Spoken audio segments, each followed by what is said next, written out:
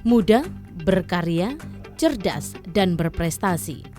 Inilah sosok Ratu Teni Leriva Hermanderu atau yang akrab disapa Iva. Lahir di Palembang 10 Juni tahun 2000, putri bungsu dari Gubernur Sumsel I ini memiliki jiwa sosial yang sangat tinggi. Di usia yang sangat muda, calon dokter ini aktif dalam berbagai kegiatan sosial yang dinaungi Leon Puri Center. Salah satunya menyuarakan kesetaraan dan komunikasi bagi penyandang disabilitas, serta memberdayakan SDM yang berkualitas lewat literasi. Selain itu, hobi berkuda membawa Iva didaulat sebagai Ketua Harian Pordasi Sumsel. Satu hal yang selalu ia junjung tinggi, yaitu pesan dari orang tua agar dapat bermanfaat bagi sesama. Iva menjadi salah seorang sosok milenial yang mampu memotivasi generasi muda untuk terus berkarya dan berinovasi. Assalamualaikum warahmatullahi wabarakatuh. Salam jumpa pemirsa TVRI Sumatera Selatan dimanapun Anda berada. Senang sekali saya Arya Kasari hadir menjumpai Anda dalam program Bukan Basa-Basi. Kali ini saya akan mengajak Anda untuk berbincang-bincang dengan salah satu sosok milenial di Sumatera Selatan yang merupakan duta literasi dan juga duta anti narkoba Provinsi Sumatera Selatan yang tentunya memiliki segudang aktivitas dan segudang prestasi. Siapa lagi kalau bukan Haja Ratu Teni Leriva Hermanderu atau yang akrab disapa Iva. Ikuti kami dalam Bukan Basa-Basi.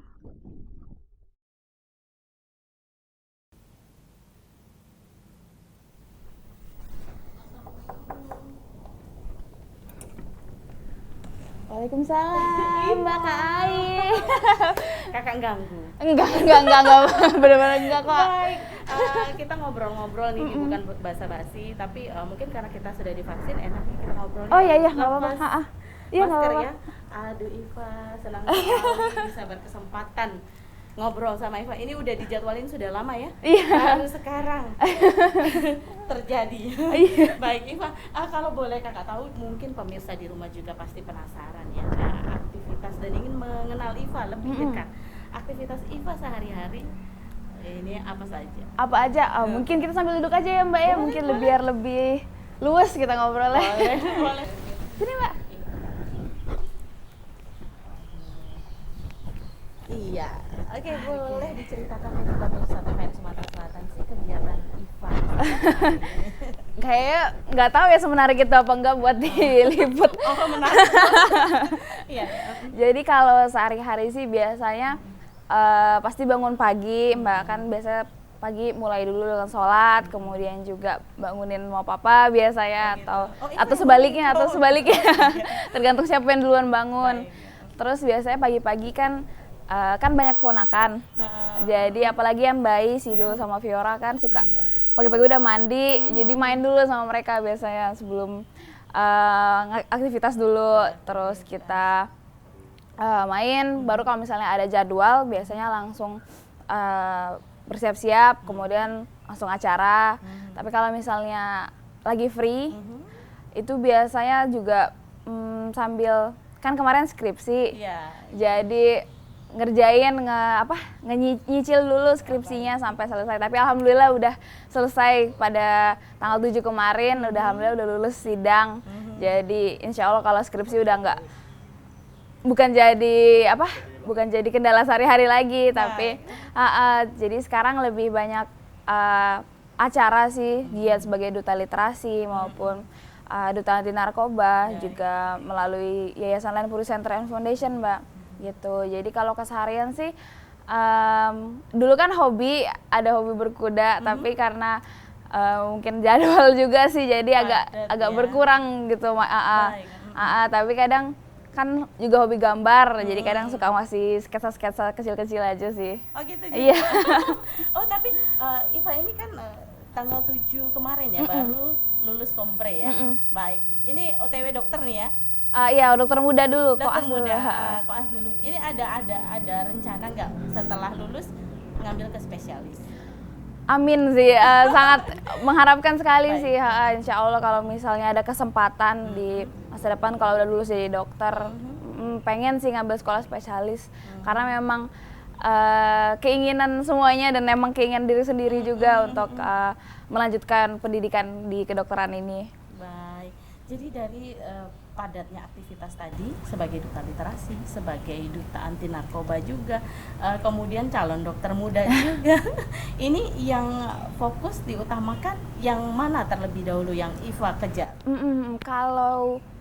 Kalau misalnya tujuan utamanya pasti harus selesai dulu pendidikan kedokterannya. Tapi kalau misalnya prioritas dalam sehari-hari itu biasanya Iva sortirnya jadi bikin apa istilahnya kayak to-do list gitu dulu. Jadi disortir di mana yang hari ini, yang mana yang paling harus jadi prioritas.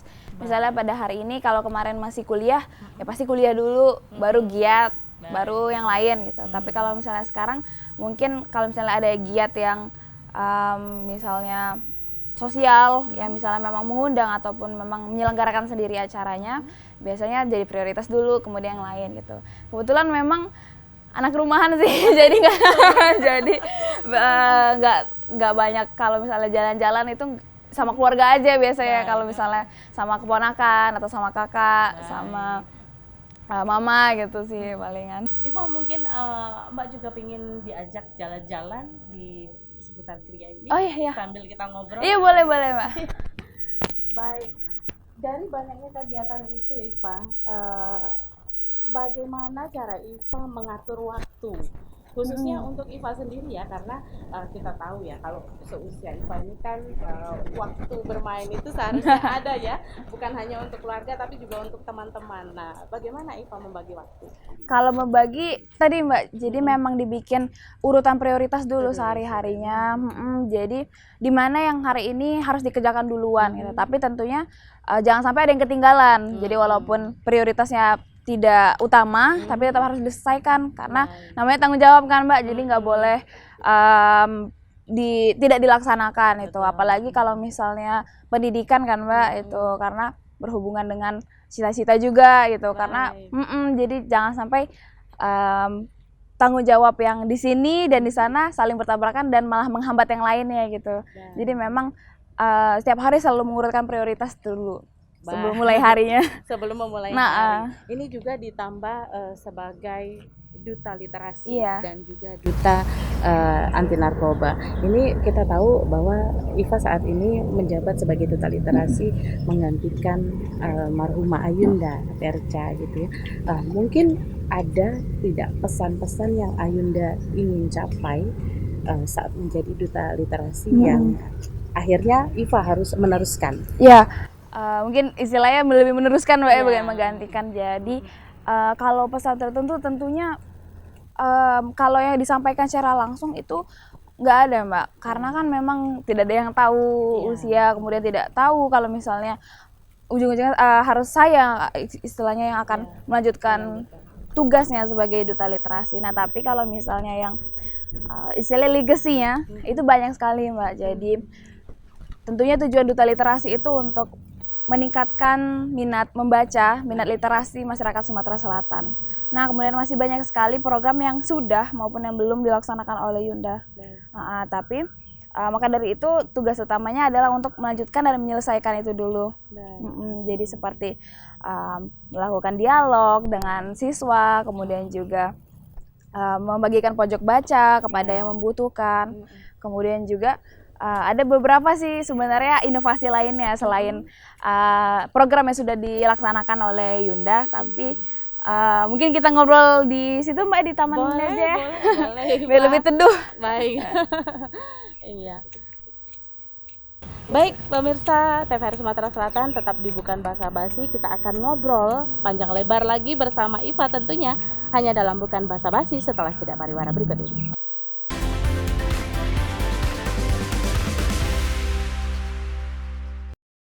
Pemirsa, Anda masih bersama kami dalam Bukan Basa-Basi dan kita akan melanjutkan perbincangan kita dengan sosok Ratu Teni Leriva Hermanderu atau yang akrab disapa Iva. Iva, kita tadi berbicara mengenai Iva sebagai penerus almarhum Yunda sebagai duta literasi Provinsi Sumatera Selatan. Baik, mungkin program-program apa saja yang saat ini sedang Iva fokuskan untuk meneruskan cita-cita dari Ayunda? Iya, jadi kalau misalnya yang sudah dilaksanakan dan harus dilanjutkan, itu jadi ada pembagian pojok baca digital. Jadi merupakan bantuan dari Bapak Gubernur untuk desa-desa dan harapannya untuk seluruh desa di Sumatera Selatan. Jadi harapannya itu dengan ada pojok baca digital itu, masyarakat bisa mendapatkan referensi melalui komputer. Jadi bisa melalui program internet desa juga, harapannya bisa bersinergis. Kemudian juga jadi kalau misalnya melalui komputer, Mbak, itu kan bisa referensinya bisa ribuan, jutaan, bahkan tidak terbatas gitu. Jadi kalau misalnya ada ilmu yang ingin dicari oleh masyarakat ataupun siswa, tentunya itu jadi lebih mudah diakses. Itu kemudian juga biasanya Yunda itu banyak dialog sama siswa. Jadi biasanya melalui pelantikan duta literasi di SMA Sumsel. Jadi misalnya Yunda kunjungan, kemudian juga mengajak mereka berdialog, mendengar aspirasi mereka, kemudian juga melantik mereka sebagai duta literasi yang sudah terpilih. Nah, tapi Dan Iva ke daerah-daerah juga nih. Iya, jadi insya Allah juga besok ada giat di Oku Selatan untuk membagikan pojok baca digital untuk Kabupaten Oku Selatan. Juga insya Allah nanti ada kabupaten-kabupaten lainnya yang akan langsung didatengin gitu untuk dibagiin. Nah, tapi juga ada program yang ini inovasi dari Iva sendiri, tapi mungkin saja sih sebenarnya belum terlaksanakan saja oleh Yunda semasa hidupnya. Jadi melalui Yayasan Leon Puri Center and Foundation, Iva banyak bertemu dan mendengar aspirasi teman-teman yang teman-teman disabilitas. Jadi menurut saya itu nggak pantas kalau misalnya kita langsung istilahnya Mbak, langsung memberikan tanpa mencari tahu dulu apa sih yang sebenarnya mereka butuhkan. Jadi ada beberapa komunitas teman-teman disabilitas yang Iva temui atau mereka yang datang langsung untuk menyampaikan aspirasi. Jadi sebenarnya apa sih yang teman-teman perlukan? Yang mereka perlukan itu adalah kesetaraan. Jadi kesetaraan dalam komunikasi, kesetaraan dalam pendidikan, kesetaraan dalam mendapatkan lapangan pekerjaan. Jadi mereka itu mungkin kadang tidak terbenak di pikiran kita bagaimana teman-teman disabilitas itu dalam melaksanakan kehidupan sehari-harinya. Jadi misalnya di pelayanan publik saja, itu misalnya mau bayar pajak, buat SIM, ke dokter, itu mereka harus ditemanin. Karena mereka hampir tidak pernah bertemu pelayan publik yang bisa bahasa isyarat. Ini buat teman-teman yang tuli. Jadi mereka itu tidak ada yang paham gitu dengan bahasa isyarat. Padahal seharusnya pelayanan publik itu bisa melayani semuanya tanpa batas itu. Bahkan hingga saya tanya juga kepada mereka, apakah pernah bertemu dokter ataupun tenaga kesehatan yang bisa bahasa isyarat? Mereka bilang belum. Jadi mereka biasanya harus ditemani kalau misalnya sakit. Dan mereka tuh rasanya beban buat mereka karena jadinya harus ditemanin, kemudian jadinya mereka hanya takut membebani orang yang menemani mereka itu. Seperti itu. Kemudian juga dalam mendapatkan pendidikan. Jadi kita semua tahu biasanya ada sekolah luar biasa, SLB itu dari TK, SD, SMP, SMA. Tapi setelah dari jenjang SMA, tidak tahuin kemana. Karena tidak banyak perguruan tinggi yang menerima dan menyediakan program khusus untuk teman-teman disabilitas. Jadi di Indonesia kurang tahu spesifiknya berapa, tapi dari berapa ratus anggota dari Gerkatin namanya Mbak, jadi Gerakan Kesejahteraan Tunarungu Indonesia, anggotanya adalah teman-teman tuli. Jadi hanya satu dari mereka yang masuk perguruan tinggi, dan itu pun juga di luar Pulau Sumatera, karena baru di universitas itu yang menyediakan program untuk teman-teman yang tuli. Jadi dosennya bisa menggunakan bahasa isyarat. Jadi Leon Puri Center ini memang betul yayasan yang bergerak di bidang sosial yang Yunda bangun ya? Iya, tahun 2009. Iya. Nah, mungkin lanjutnya ini berkesinambungan juga. Jadi program itu tidak hanya maksudnya berhubungan juga. Jadi Leon Puri dan Duta Literasi ini.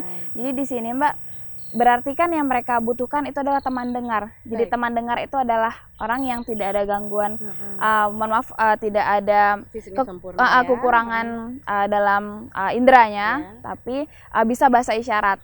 Jadi disebut teman dengar. Nah, sedangkan di Sumsel ini mereka krisis teman dengar, Mbak. Jadi hampir hanya bisa dihitung dengan jari lah. Begitu. Dari jutaan masyarakat Sumsel, dari mungkin dari beberapa yang disabilitas, tapi yang bisa bahasa isyarat itu yang tidak ada disabilitas itu sangat sedikit, bisa dihitung dengan jari, Mbak. Dan kepala daerah di Sumatera Selatan ada yang mereka percaya itu baru hanya satu itu. Dan beliau itu sekarang sedang jadi penerjemah bahasa isyarat untuk Bapak Gubernur. Jadi pertama kali kenapa bisa ada penerjemah bahasa isyarat untuk Pak Gubernur, jadi teman-teman Gerkaten itu bertanya kepada almarhumah, Mbak, kenapa di Sumsel gubernurnya nggak ada penerjemah bahasa isyarat? Kami juga ingin tahu Bapak Gubernur itu ngomong apa kalau misalnya lagi pidato, seperti itu. Tetapi baru satu gitu, Mbak. Sedangkan di Sumsel aja itu ada 17 wali kota dan bupati. Nah, kemudian juga dan banyak sekali informasi yang mungkin mereka jadinya miss, jadi mereka tidak tahu karena tidak ada yang menerjemahkan, seperti itu. Nah, maka dari itu muncullah ide saya jadi berkolaborasi dengan Dinas Perpustakaan. Saya bilang kepada Ibu Kepala Dinasnya, Bu, bagaimana kalau kita buat istilahnya kelas bahasa isyarat gratis? Jadi mungkin banyak sebenarnya teman-teman yang peduli dan ingin belajar, iya, tapi mungkin akses. Itu yang biasanya yang jadi kendala itu, Mbak, untuk orang berbuat. Mereka itu pengen berbuat banyak, tapi karena akses itu jadi tidak tahu mau kemana gitu. Dan saya melakukan survei kecil-kecilan gitu ke teman-teman, kira-kira kalian mau ikut nggak kalau misalnya ada kelas bahasa isyarat gratis? Mau, 100% mau. Jadi benar-benar bikin vote di Instagram itu ya, Mbak ya. Jadi bikin vote dan 100% mau semua gitu. Jadi memanfaatkan medsos juga. Iya, nah kemudian sebenarnya gini, Mbak, tujuan utamanya adalah memang untuk agar memperbanyak teman dengar di Sumsel ini. Tapi juga ini sebenarnya ada tujuan lain, yaitu untuk menciptakan SDM, sumber daya manusia yang berkualitas, yang beda juga dari yang lain, Mbak. Jadi kalau misalnya mereka sudah lulus dari kelas bahasa isyaratnya, mereka bisa saja masuk di humas protokol di kabupaten kota, ataupun bisa juga di mana saja ataupun betul-betul diperlukan. Iya, bisa jadi instruktur ataupun guru bahasa isyarat lainnya. Menarik sekali, Iva. Kita lanjutkan perbincangan kita dengan Iva, tentunya hanya dalam Bukan Basa-Basi setelah jeda pariwara berikut ini.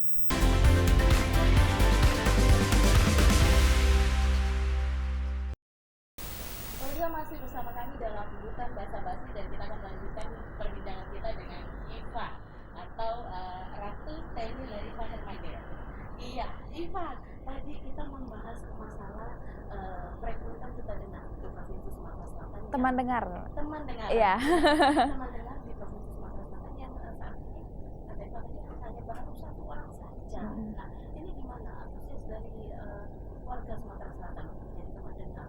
Bagi teman-teman kita disabilitas. Iya, jadi selama giat sebagai duta literasi maupun di Layanpuri itu sering membahas mengenai program ini, dan alhamdulillah baru saja misalnya baru Iva sebutkan ada program ini, mereka langsung, oh kalau bisa kami aja yang pertama kali untuk didaftarin jadi siswanya gitu. Berarti banyak anak-anak milenial juga ya? Iya, bahkan yang dari generasi dari teman-teman juga, jadi pernah survei kecil-kecilan juga antusiasnya sangat tinggi, bahkan dari yang sudah senior juga, misalnya dari komunitas seperti komunitas PGRI kemarin saya bertemu dengan pengurus PGRI, mereka bahkan sangat antusias juga gitu, karena harapannya guru juga istilahnya menjadi pembimbing juga untuk seperti itu. Iya. Ini banyak sekali kalau misalnya kita bahas satu persatu.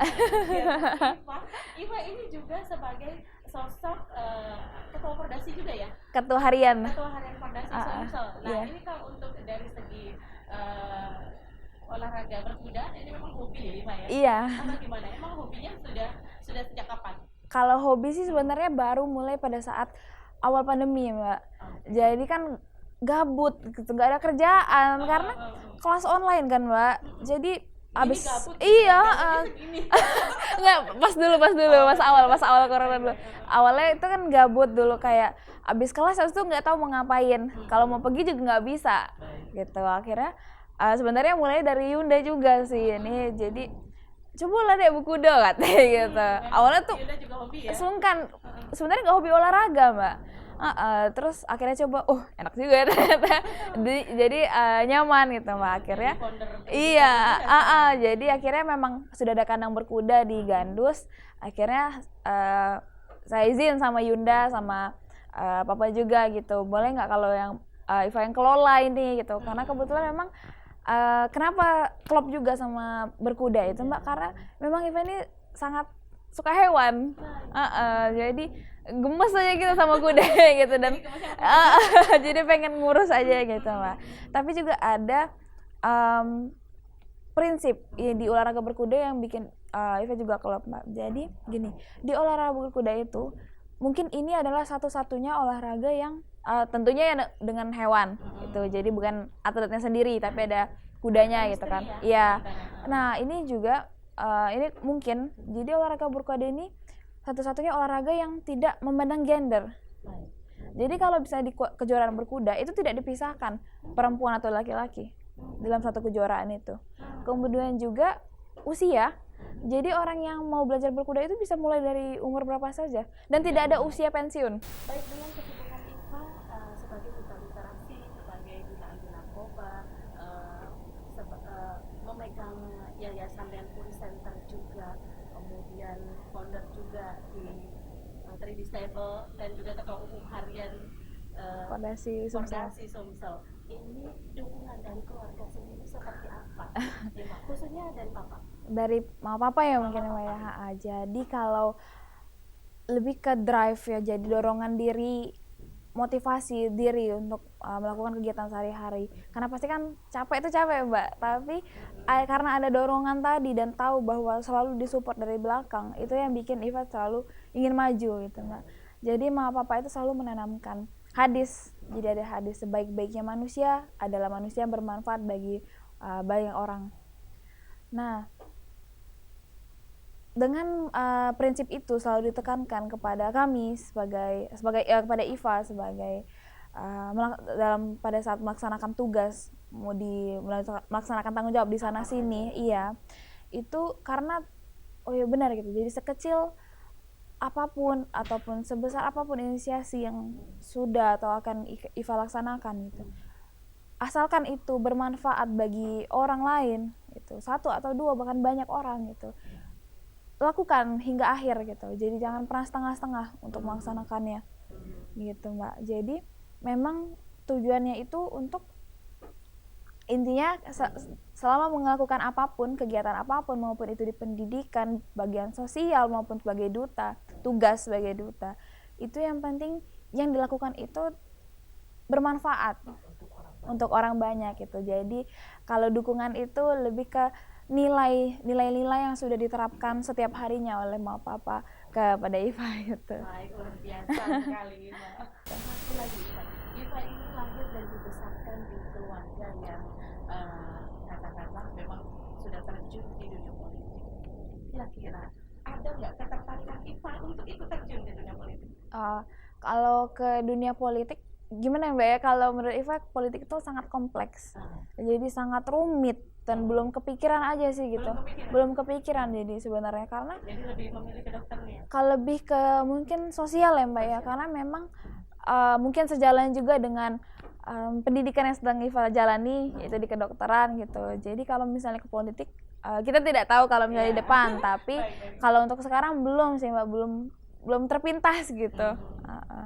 Jadi lebih menjalankan berbagai aktivitas kerjaan sosial. Iya. Meneruskan apa yang Anda sudah lakukan. Iya. Satu lagi juga, Iva baru-baru ini juga mendapatkan prestasi, mendapatkan piala perunggu kalau nggak salah di Boston ya? Oh iya pernah. Boleh diceritakan. Itu pada saat masih semester 2, semester 3 kuliah sih Wah. Jadi waktu itu ada kesempatan, jadi diajak kakak kelas gitu.